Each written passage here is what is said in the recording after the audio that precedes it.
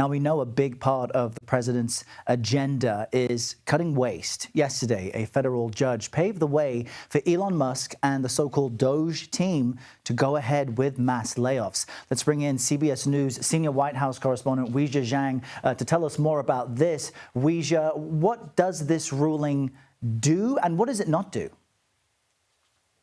It does allow, for the time being, Errol, for these mass firings continue because the U.S. District Court judge here in Washington essentially said that the lawsuit that these labor unions filed amounted to an employment dispute, and they have to file it in a different way. Essentially, he said it was outside of his jurisdiction. But it's important to note he did not rule on the legality of what the administration is doing and how they were doing it. He's simply saying that he is not the right person, frankly, to be deciding this. So we do expect more lawsuits, Errol. In fact, there are already several in the works, including class action lawsuits by fired employees who believe their termination was wrongful.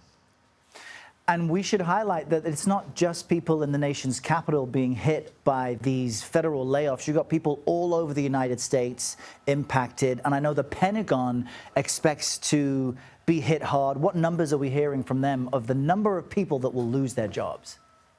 That's right, Errol. It is federal workers across the country, not just here in the Washington, D.C. area. And we know that the Secretary of Defense has already said he wants to cut about 8% of the Pentagon's budget every year for the next 5 years. Now, remember, they have the biggest budget of all the agencies. So we're talking about $50 billion a year. And our colleague, Ellie Watson, is just now reporting that two U.S. officials say that about 50,000 people in the Department of Defense are considered probationary workers. That means they have fewer protections to being fired. That means they have fewer experience. They've probably been there for only 1 to 2 years. So 50,000 people could be impacted by these probationary civilian cuts. And they are expected, Errol, to begin as soon as today. And remember, a lot of these guys and women, they are veterans. And so that's also been a question for President Trump because, of course,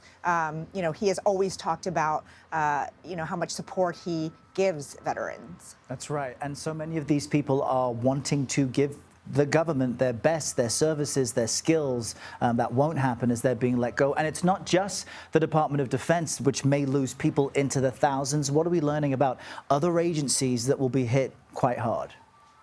Yeah, our data team actually did a deep dive into every single federal agency and found that really nobody is immune. And even though there might be exceptions within the agencies of some people considered critical, every agency is going to have cuts. You see here, the IRS has already cut around 6,000 jobs. The National Institutes of Health, around 2,000. The CDC, nearly 1,300, and Veterans Affairs more than 1,000. And these are just the numbers to begin, Errol, because we don't know what targets each agency has. We just know that they have been given a directive to dramatically reduce the workforce. And so at the end of the day, it could be several more thousands of federal workers, Errol, who are now all competing for new jobs, whether it's in the private sector or for their old jobs back again. Yeah, Weijia, that's a great point. For anyone out there already looking for a job, finding it difficult, you're now going to be joined by tens of thousands of folks from the government,